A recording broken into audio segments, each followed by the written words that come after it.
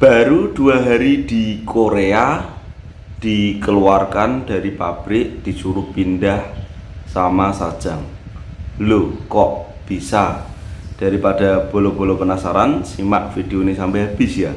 Yuk, cus. Oke bolo-bolo, assalamualaikum warahmatullahi wabarakatuh. Ketemu lagi dengan saya Hartono di sini. Buat yang baru gabung, salam kenal. Buat yang udah stay di channel ini, terima kasih banyak udah stay di sini. Semoga sehat selalu, sukses menyertai bolo-bolo semuanya. Oke, nggak panjang lebar, di video kali ini aku mau membahas mengenai salah satu PMI Korea yang baru tiba di Korea 2 hari, tapi udah dikeluarkan, disuruh pindah. Kira-kira kenapa? Sebelumnya video ini tak buat atas ada salah satu kasus dari PMI Korea yang ibunya menghubungi saya melalui TikTok. Ibunya ini menemukan akun TikTok saya karena melihat video YouTube saya setelah anaknya mengalami masalah mau dikeluarkan dari pabrik setibanya di Korea 2 hari. Singkat cerita, saya melakukan komunikasi dengan ibunya karena akun TikTokku udah ke-ban, TikTok 1 dan 2. Aku nggak bisa menemukan chat saya sama ibu E, dan teleponnya juga waktu itu nggak sempat untuk tak rekam. Tetapi pada dasarnya intinya menemui sebuah kesepakatan, saya meluangkan sedikit waktu saya untuk menolong anaknya ini. Terus anaknya tak suruh menghubungi saya.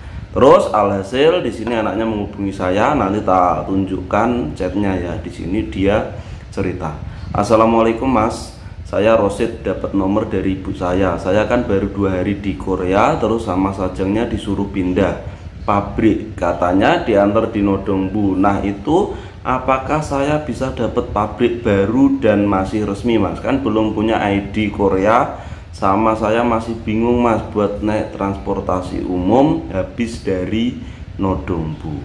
Nah disitu terus langsung saja tak jawab, "Waalaikumsalam, bisa aja Mas, yang penting udah diantar di Nodongbu, masih untuk sementara bisa tinggal di masjid saja. Nanti banyak temene masih di daerah mana?" Langsung tak tanya seperti itu. Kenapa kok tak arahkan ke masjid? Karena emang di masjid ini terkenal dengan orang-orang yang baik-baik. Selain itu juga di sana orangnya juga banyak yang berpengalaman. Biasanya juga ada teman-teman yang pindah kayak gitu. Dan masjid di Korea perlu teman-teman garis bawahi bahwa masjid Korea itu di sana ada masjid tempat sholatnya, ada tempat masak, nanti juga ada tempat untuk makan, untuk ngopi tersendiri, terus ada tempat untuk tidur. Jadi untuk teman-teman jangan khawatir, misal nanti mengalami masalah yang sama, untuk pindah tempat tinggal sementara bisa di masjid dulu sebelum mendapatkan pabrik, mendapatkan asrama kayak gitu. Lanjut, dia terus ngomong, "Oh iya Mas, terima kasih, saya di Chungcheong Bukdo." Terus habis itu tak tanya alamat SLC ini, langsung dikirim. Setelah tak riset, di situ tempat kerja Mas ini yang paling deket dengan salah satu masjid di Daejeon yang kebetulan dulu saya pernah ke sana juga untuk mengantarkan yang namanya teman saya yang baru seminggu nangis minta pulang itu toh, namanya Bapak Suweknyo. Alhamdulillah kemarin habis kontrak udah pulang, main ke sini kemarin. Bawa istrinya ke sini, alhamdulillah kemarin cerita-cerita juga sempat cerita. Oke, lanjut di situ tak cek, nggak begitu jauh karena yang lain jauh semua. Akhirnya masih tak arahkan untuk ke situ, terus tak tanya juga masih untuk dipastikan tanda tangane, bahwa yang ditanda tangani itu tanda tangan Sajikso. Tak suruh ngasih foto ke saya dulu baru nanti tanda tangan. Dan pas di jam 1 siangnya masih ini ngirim foto, ini bener-bener Sajikso atau surat pindah kerja. Yowes, akhirnya di sini alhamdulillah masih dikasih Sajikso, bukan dikasih surat pulang. Bisa digarisbawahi karena terkadang ada juga kasus yang baru sampai Korea itu enggak ngomongnya disuruh pindah atau apa atau dibalikin ke Nodongbu, tapi kenyataannya dipulangkan ada kayak gitu. Alhamdulillah di sini masih sajikso.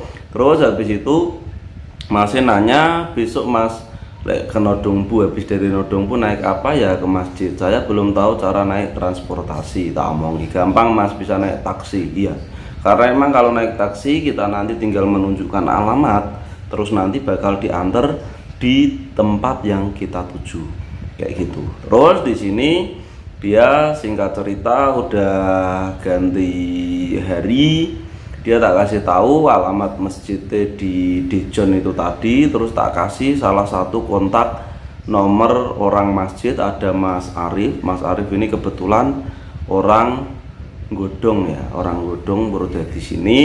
Saya juga menemukan kontak Mas Arif itu juga dari temen juga.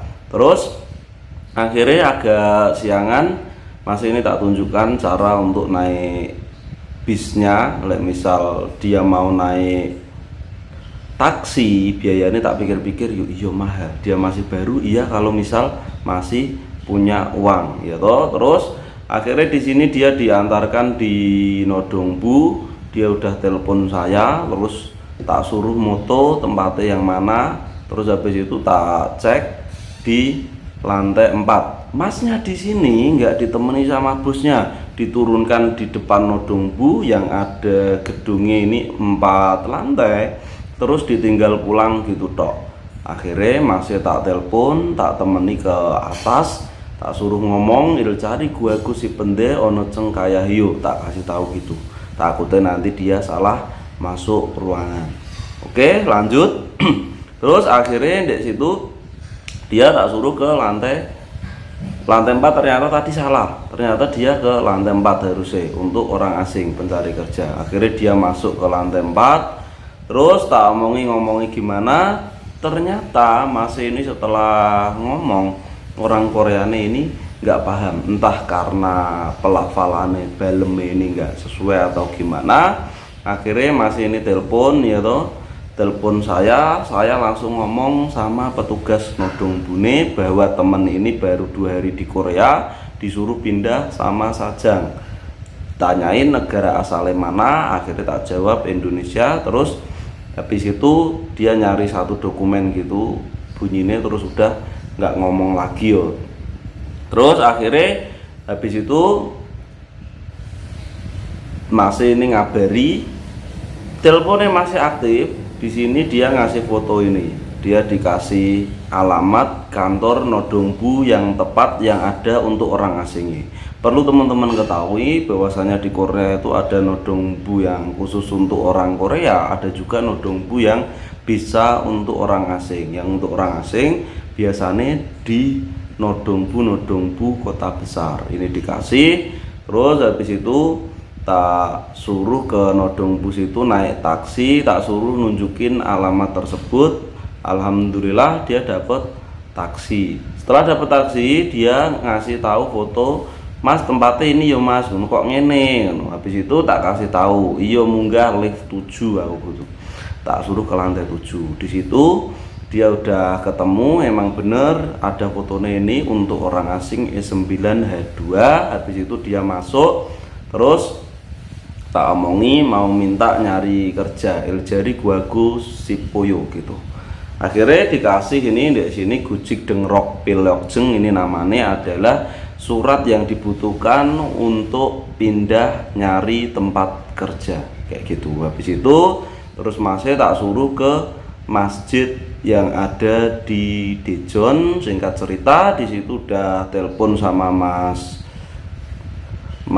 siapa tadi lupa aku namanya, udah tak kasih nomornya tadi tuh yang orang Godong tadi ya, aku dapat nomornya dari temanku.